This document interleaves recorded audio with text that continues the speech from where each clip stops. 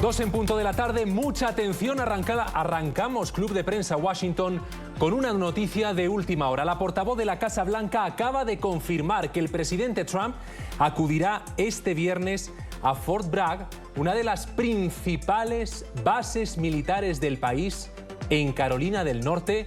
¿Para qué? Para reunirse con los militares que participaron en el operativo de detención de Nicolás Maduro. Repito, es una información de último minuto que acaba de confirmar Karoline Leavitt, portavoz de la Casa Blanca. Este viernes, Donald Trump se reunirá con los militares que participaron en la captura de Nicolás Maduro. Será un encuentro en la base de Fort Bragg, una de las principales, de las más importantes del país. Arrancamos Club de Prensa Washington con esta última hora que queremos analizar con Sebastián Dumont. Bienvenido, Sebastián. ¿Qué implicaciones puede tener este encuentro? Te escuchamos. ¿Cómo estás? Un fuerte abrazo, gracias por la invitación. Bueno, una clara señal del presidente de los Estados Unidos de respaldo a lo que ha sido la actuación de sus fuerzas militares en ese episodio tan pero tan importante que ha sido la captura de Nicolás Maduro. El presidente de los Estados Unidos ha mostrado ya en más de una oportunidad su decisión de darle a las Fuerzas Armadas de los Estados Unidos, a su ejército, a también los Marines y cada uno de los sectores que la integran, un fortísimo respaldo, incluso con un trabajo que viene desarrollando el secretario de Guerra, a punto tal de que también esa señal se ha mostrado en la nueva designación, que era el Ministerio de Defensa y ahora pasó a llamarse la Secretaría de Guerra, con lo cual Trump vuelve a mostrar claramente su apoyo al trabajo que están haciendo las Fuerzas Armadas y al éxito que han tenido en ese episodio que él mismo definió como un hecho de características inusuales, que fue la captura del ex dictador venezolano Nicolás Maduro. Último minuto en NTN 24. Mucha atención, la portavoz de la Casa Blanca, Karoline Leavitt, acaba de confirmar hace minutos una noticia realmente significativa relacionada con Venezuela. El presidente Trump visitará este viernes la base militar de Fort Bragg, una de las más importantes del país en Carolina del Norte, para mantener un encuentro con los militares que formaron parte del operativo para detener a Nicolás Maduro, para encontrarse y hablar con aquellos militares desplegados en Venezuela la noche del 3 de enero que arrestaron al dictador venezolano. Esto es Club de Prensa Washington. Seguimos con Sebastián Dumont. Se incorporan también Lourdes Subieta desde Miami y aquí en Bogotá, Carol Galindo. Bienvenidos a todos. Bueno, Lourdes, las implicaciones de esa reunión. ¿Qué les va a trasladar Donald Trump a estos héroes de la democracia?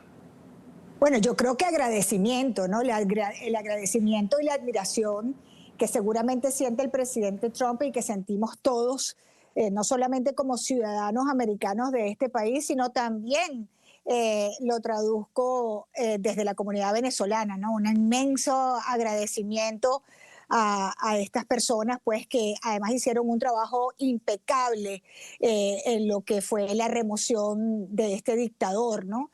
Y su esposa desde Venezuela. Así que yo creo que lo que vamos a ver es eso, un encuentro de agradecimiento y de reconocimiento también por ese trabajo extraordinario que hicieron.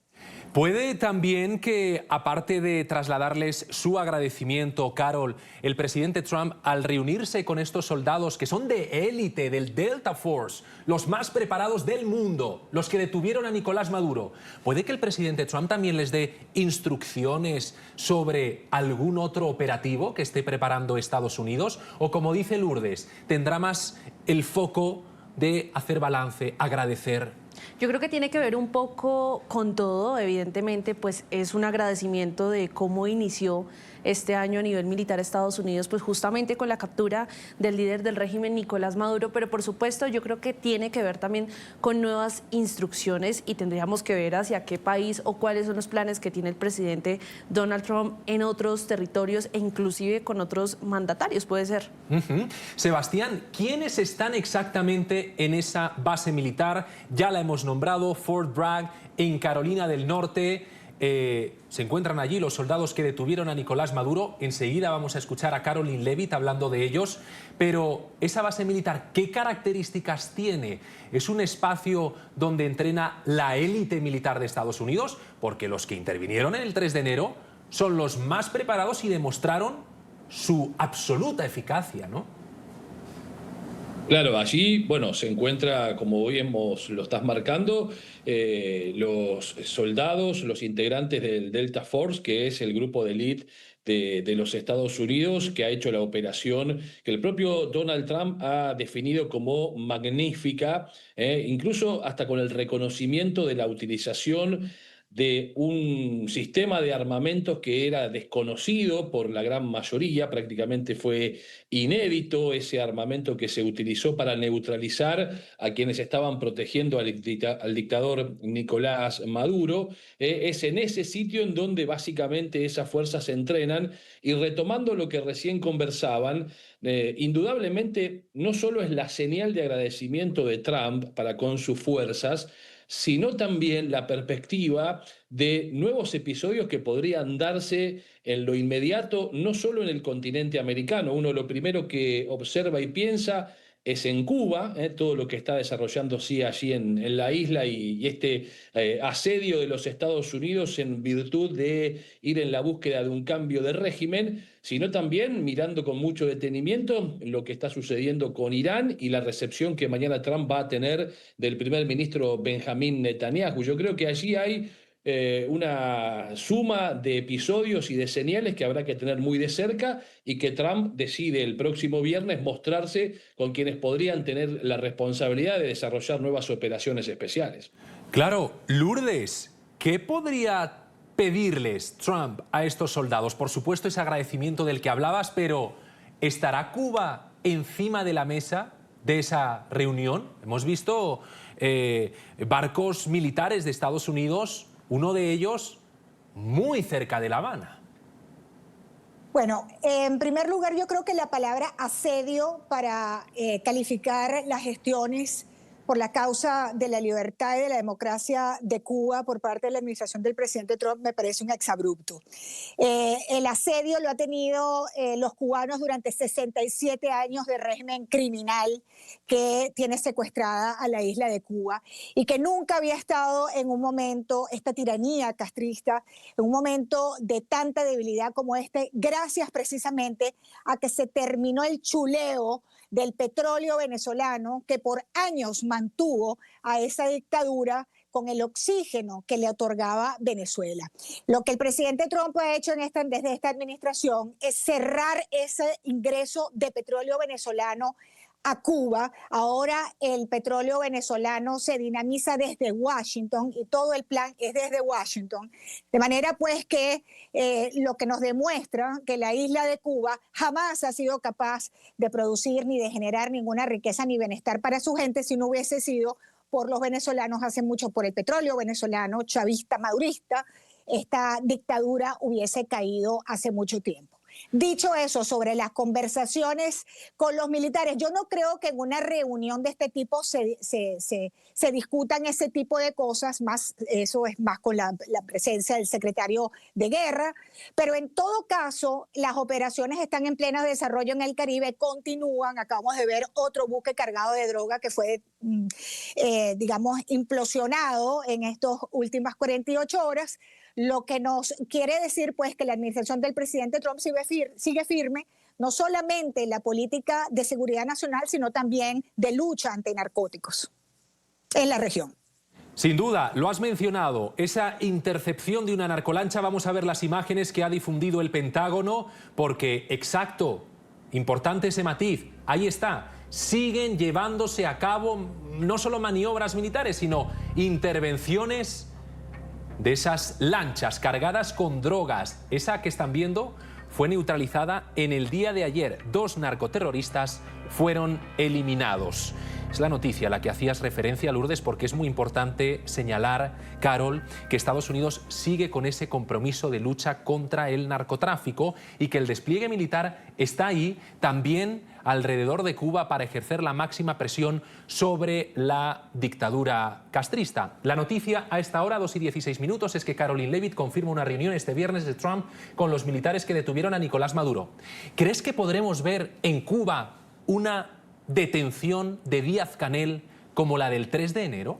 Sin duda, yo creo que después de lo que ocurrió justamente el 3 de enero en Venezuela, a ningún país le queda duda de que el presidente Donald Trump, junto pues a las fuerzas militares norteamericanas, puede intervenir nuevamente otro país en búsqueda de restablecer la democracia. Pues ya, sí, inclusive había temor. En los corrillos políticos se rumoraba en Colombia, justamente por otras declaraciones que había dado el presidente Donald Trump en contra del presidente Gustavo Petro, pues evidentemente a ningún país le quedaría duda de que podría ocurrir una intervención militar de este tipo e inclusive una más fuerte. Y hay que recordar una cosa, hablando de intervenciones militares, el mandato de un ejército es defender la democracia. Por eso en Venezuela no se puede hablar de ejército, porque hasta ahora están defendiendo un régimen, aunque individualmente se sepa y hay informes que demuestran que la mayor parte de los soldados están con la democracia, pero obedecen órdenes dictatoriales. Noticia, 2:18, Caroline Leavitt, así confirmaba esta importante reunión hace minutos en la Casa Blanca.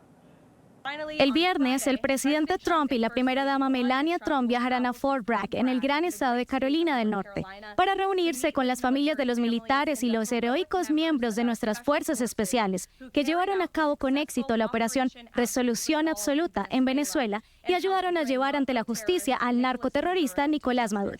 Sebastián, va también la primera dama, Melania Trump. Esto no es muy habitual. ¿Es porque va a haber un encuentro entre familias, lo decía Leavitt? ¿Familias de los militares con la familia presidencial? Bueno, es posible que tenga que ver con esa gestualidad del presidente de los Estados Unidos.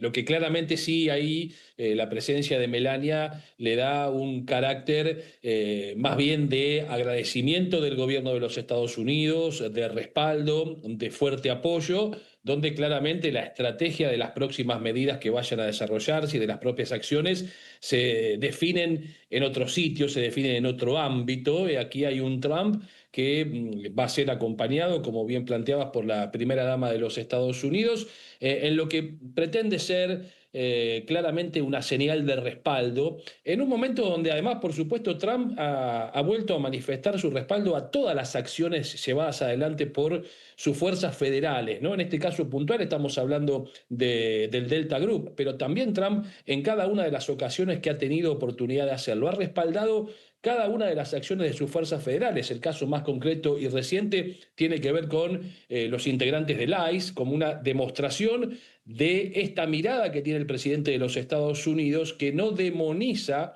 a las Fuerzas Armadas, sino todo lo contrario, las respalda y las respalda cada vez más, incluso hasta anunciando importantes presupuestos en defensa, que también de esa manera confronta con la administración anterior del presidente Biden. La noticia a esta hora también está relacionada con los presos políticos y yo la llamaría, Lourdes, Sebastián, Carol, yo la llamaría la no liberación de Juan Pablo Guanipa. En todo caso, la excarcelación. Una liberación implica libertades plenas. Y Juan Pablo Guanipa a esta hora está bajo arresto domiciliario por el régimen. Eso es importante denunciarlo. Pero ojo, porque en Estados Unidos ha habido pronunciamientos y congresistas han emitido estos mensajes. Aliviado de que Juan Pablo Guanipa esté de regreso a casa tras una desaparición forzada por el régimen, el presidente Trump no juega. Estados Unidos está observando de cerca y no perderá de vista las acciones del régimen. Gracias, secretario Marco Rubio y presidente Donald Trump, por mantener la presión sobre el régimen venezolano y ayudar a lograr la liberación de Juan Pablo Guanipa. Pero ese es solo el primer paso. Guanipa sigue de forma arbitraria e injusta bajo arresto domiciliario. Y por su parte, en la cuenta oficial de Juan Pablo Guanipa, su familia ha emitido un mensaje de agradecimiento a las autoridades de Estados Unidos.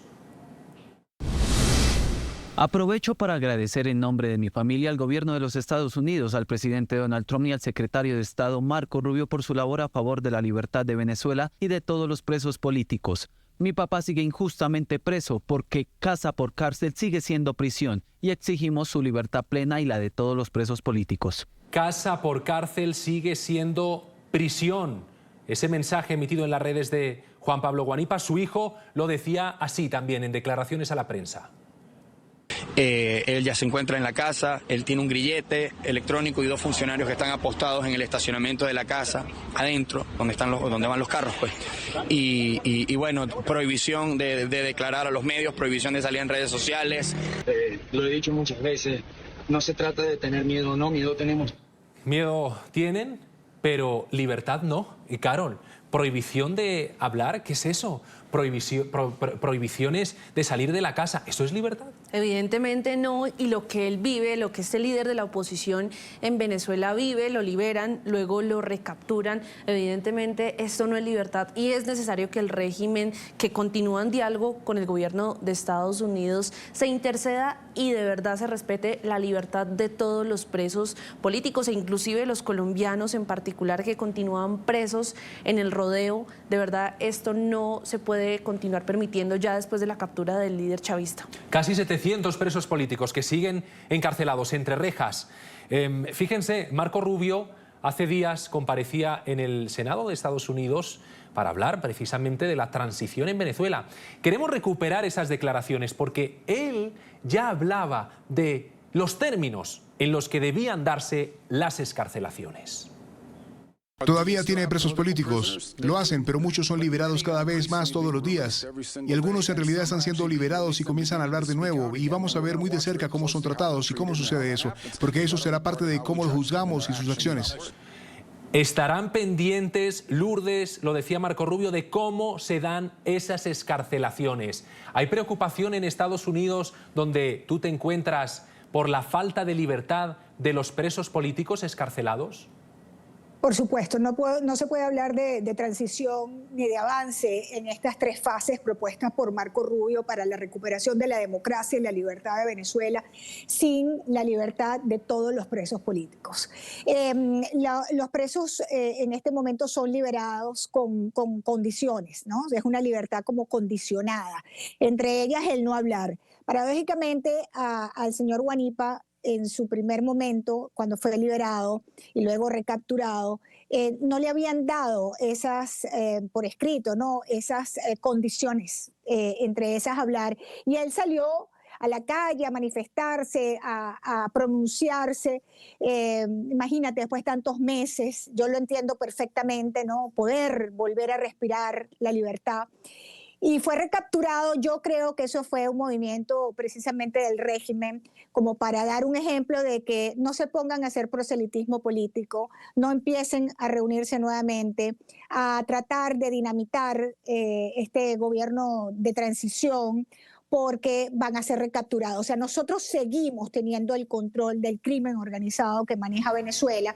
No en vano quien se llevó al señor Guanipa fue un líder de un colectivo armado, ¿no?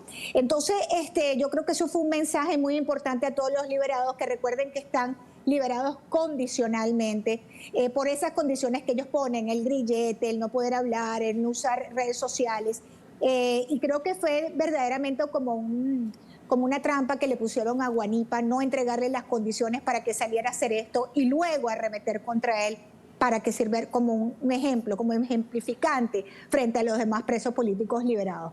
Me complace mucho que no esté en la cárcel, lamento mucho que esté en casa por cárcel, pero bueno, esto hay que recordar que es temporal, estamos en un proceso que cada día que pasa es un día menos para llegar a la libertad de Venezuela. Es temporal. ¿Qué más puede hacer, Sebastián, Estados Unidos para garantizar que la transición se dé en los términos que quiere Washington, que son los de la democracia? Ahí está Laura Dogu, enviada especial de la diplomacia, está la CIA. ¿Qué más pueden hacer para que toda la transición se lleve a cabo con garantías? Bueno, Estados Unidos está haciendo muchísimo, digamos. Es tan importante lo que ha venido haciendo los Estados Unidos que sin esa decidida acción del gobierno de Trump hubiera sido inimaginable hoy estar hablando de la posibilidad de la liberación de los presos políticos, pero sobre todo hubiera sido inimaginable pensar en que en este momento en Venezuela se iba a estar discutiendo en el Parlamento una ley de amnistía general justamente para lograr no solo la liberación de esos presos, más allá de lo que podamos discutir de la letra chica de la ley y en qué punto alguno de sus aspectos podría hasta llegar a buscar un favorecimiento para integrantes del régimen chavista barra de Nicolás Maduro. Lo que digo es, Estados Unidos está absolutamente poniendo todo lo que hay que poner para que esta situación de Venezuela de una vez y para siempre cambie, tuerza su rumbo y encuentre esa libertad deseada que le han quitado, que le han robado hace muchos años. Por supuesto que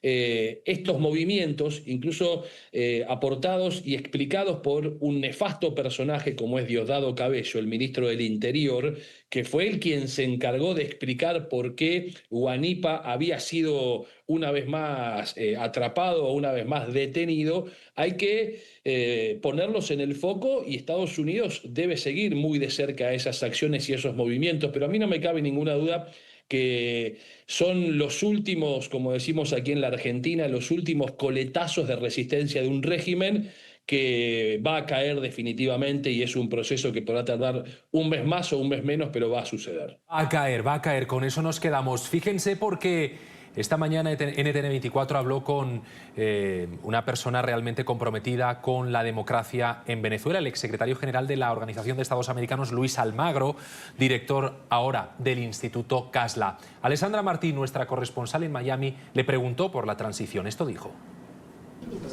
Esa transición no es democrática, no puede ser democrática con estos componentes, con ese triunvirato. O sea, es una transición, una dictadura interina.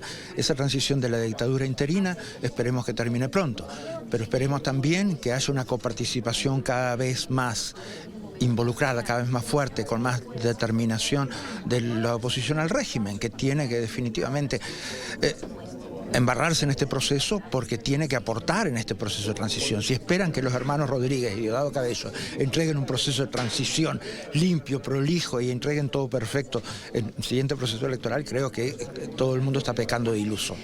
Importante lo que dice, ¿no, Carol? Implicar a la oposición. Pero yo creo que la oposición está implicada desde Washington o desde el exilio. ¿Es importante que acudan a Caracas?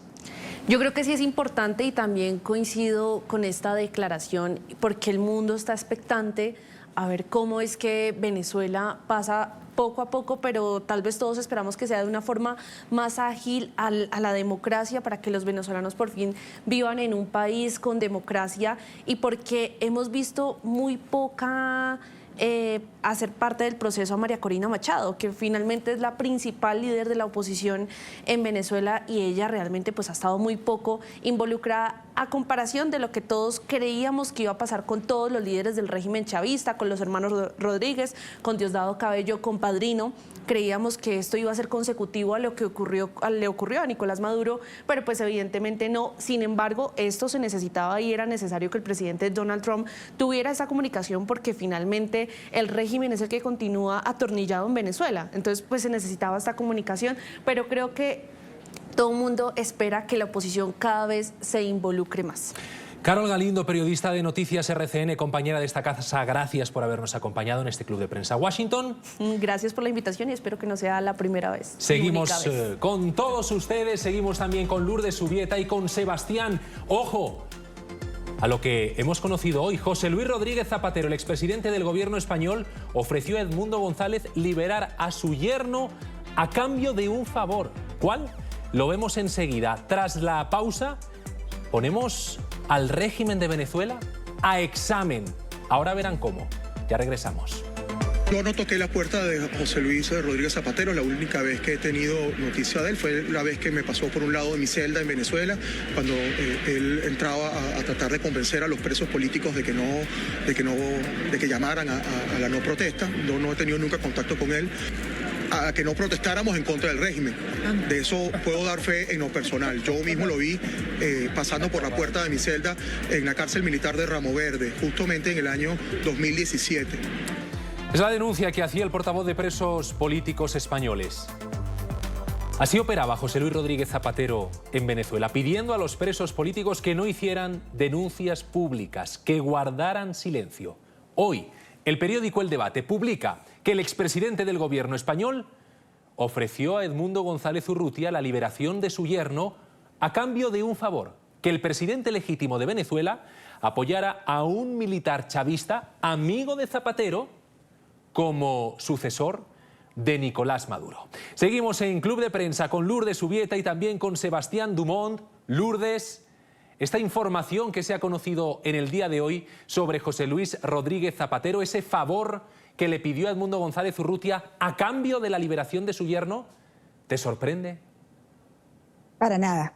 A mí no me sorprende nada de ninguna información que estamos conociendo desde a partir del 3 de enero para acá, y las que nos falta por conocer, que hay que estar preparados para lo que vamos a saber en los próximos meses, ¿no? Rodríguez Zapatero siempre ha operado, ha sido operador pues, de Chávez y después de Maduro, y se ha hecho rico, según la prensa española, que ha en algunas oportunidades publicado, ¿no?, una serie de bienes materiales de este señor. Pero más allá, ese tipo de extorsiones, ¿no? Primero muy lamentables, de un sujeto que fue presidente de gobierno de España, pero además es muy lamentable para las causas de la libertad y de la democracia en países como Venezuela, ¿no? Ha operado para prolongar este sufrimiento de los venezolanos, y estas faltas de seguridad de los venezolanos, y es cómplice del exilio de más de 9 millones de venezolanos que han tenido que salir del país como zombies por las fronteras de América Latina, a países como Argentina, Colombia, Ecuador, Chile, el que fuera que los recibiera para tratar de poder rehacer sus vidas. Es uno de esos grandes cómplices que la historia, pues por supuesto, parafraseando a uno de sus seres más admirados, pues la historia no lo absolverá a Zapatero. Quien además, como bien señalabas, según denuncias de empresarios implicados en casos de corrupción en España, como el caso Coldo, Víctor Aldama, según su denuncia pública, Zapatero se ha enriquecido con minas de oro o a través del negocio del petróleo en Venezuela. Hoy queremos poner al régimen a examen. Sometemos a examen a Delcy Rodríguez en este Club de Prensa Washington. Queremos analizar con Lourdes, con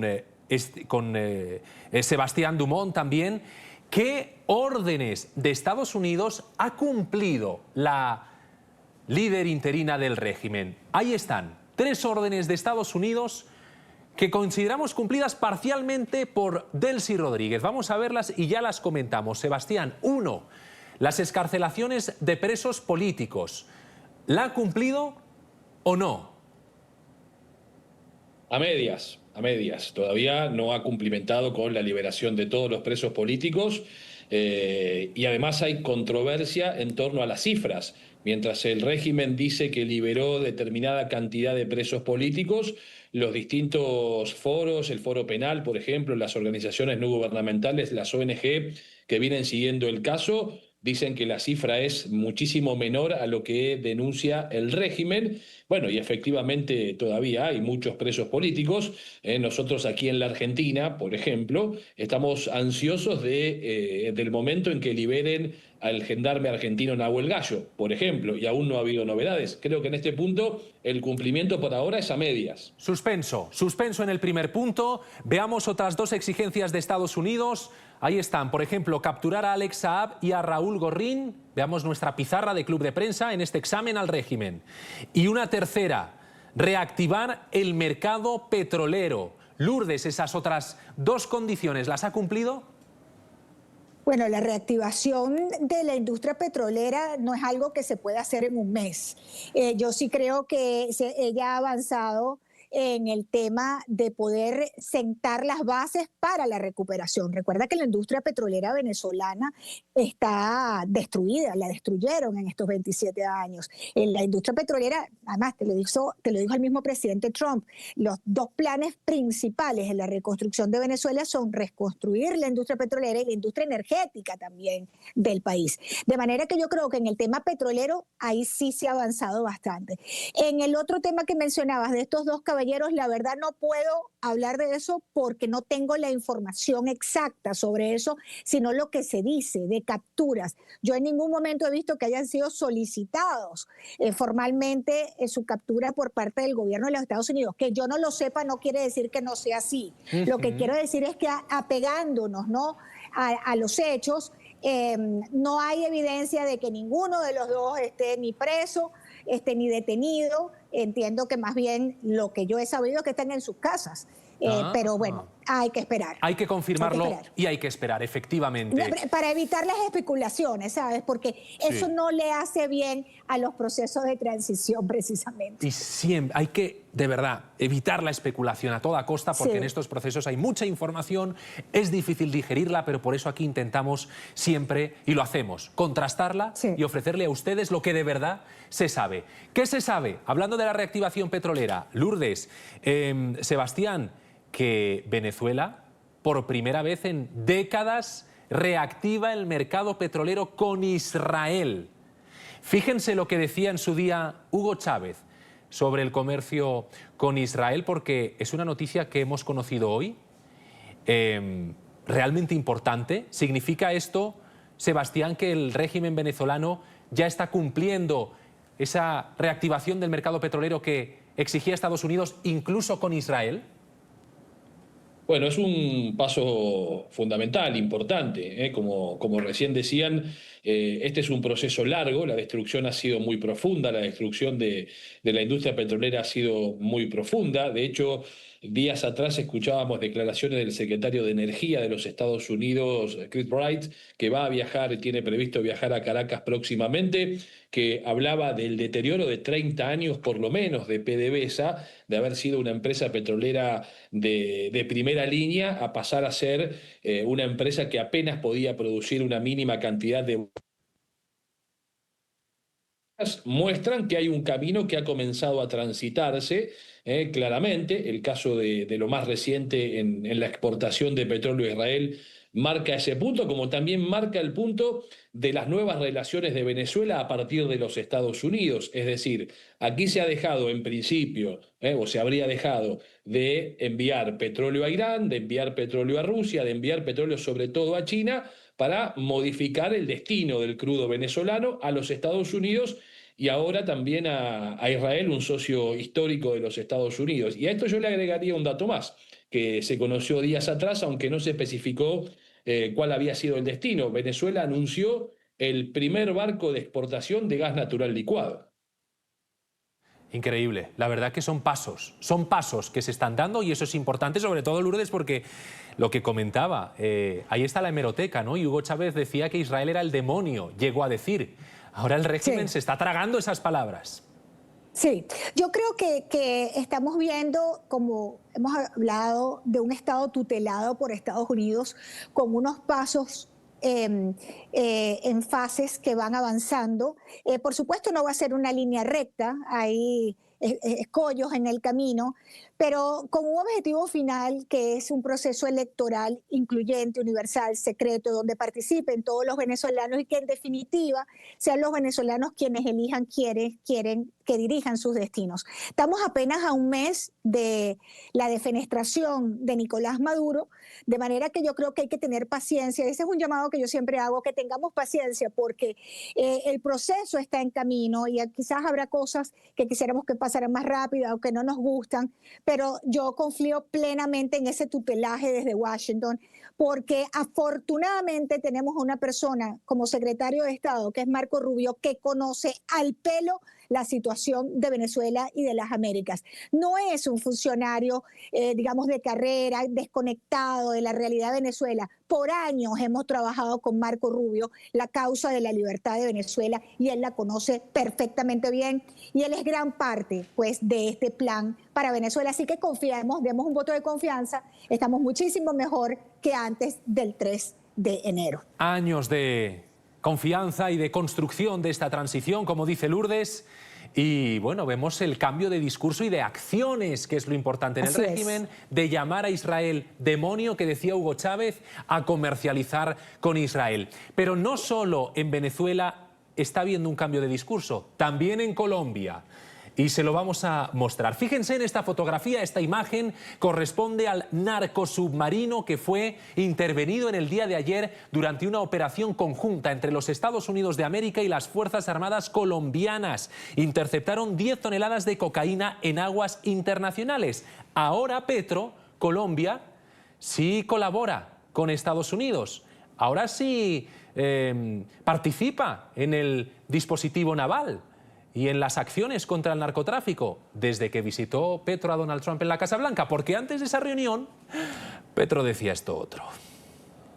Y entonces decirle a estos lancheros narcotraficantes, pues idiomáticamente, en mi opinión, no es, son obreros del narcotráfico. Igual que hay campesinos que terminan dándole insumos a través de la hoja de coca por un dinero, y por su situación de pobreza, en el mundo del Caribe, de donde yo nací, entre otras. ¡Wow! Vaya diferencia de hablar de pobres pescadores a, ahora sí, intervenir al narcotráfico en aguas internacionales junto a Estados Unidos, lo que hace una visita a Donald Trump. No solo esto, vean este gráfico, porque desde que Petro salió del despacho Oval, Colombia ha bombardeado al ELN en el Catatumbo el 4 de febrero. Ese mismo día ofreció recompensas millonarias por cabecillas del terrorismo. El 6 de febrero incorporó 33 vehículos blindados de Estados Unidos y el 9 de febrero ese narcosubmarino destruido. Esto, Sebastián, sí que no lo vimos venir. Está claro que Trump pidió acciones, ¿no? Sí, y Petro está claro que escuchó atentamente todo lo que fue diciendo el presidente de los Estados Unidos, incluso antes de recibirlo en la Casa Blanca, y es evidente que el presidente de Colombia sintió que su camino podía parecerse al de Nicolás Maduro si no había un cambio de actitud. No nos olvidemos que en un momento cuando Trump advierte la posibilidad de que Gustavo Petro siga el camino de Nicolás Maduro, fue el propio Petro el que se comunicó con la Casa Blanca, el que solicitó conversar con Donald Trump y el que pidió esa entrevista allí en Washington, que finalmente se concretó la semana pasada. Y ahora estamos viendo el resultado de ese encuentro, a punto tal que las organizaciones terroristas y guerrilleras de Colombia han anunciado, después de que Petro estuviera en los Estados Unidos, que interrumpían cualquier proceso de diálogo para la paz en Colombia, algo que además también ha sido una política que no pudo alcanzar como objetivo Petro cuando asumió la presidencia de Colombia y prometía llevar a su país a la paz. Claro, no pudo hacerlo. Claro que no. Y en el final de su gobierno, además, las organizaciones terroristas y guerrilleras le dicen: nosotros vamos a interrumpir cualquier diálogo. Y ojo, un presidente que sigue sancionado, que sigue en la lista OFAC, una lista de criminales, nos dijo la portavoz del Departamento de Estado la semana pasada, por haber convertido a Colombia en un refugio para los narcotraficantes. Una pausa y seguimos en Club de Prensa. Agradecer a Lourdes Subieta que nos haya acompañado en este Club de Prensa desde Miami. Siempre es un placer contar contigo. Gracias a ti, mi privilegio inmenso estar contigo en tu programa. Muchas gracias. El privilegio es nuestro de tenerte a ti y también a Sebastián Dumont desde Argentina. Este es el Canal de las Américas. Gracias, Sebastián. Un fuerte abrazo. Un fuerte abrazo, gracias por la participación, agradecido. Y gracias a ustedes por estar siempre en sintonía con este canal en el que cada día nos comprometemos a informar con precisión y con un compromiso clave: la democracia. Llegan los titulares de la hora con Hugo Vecino. Que pasen una feliz tarde. Adiós.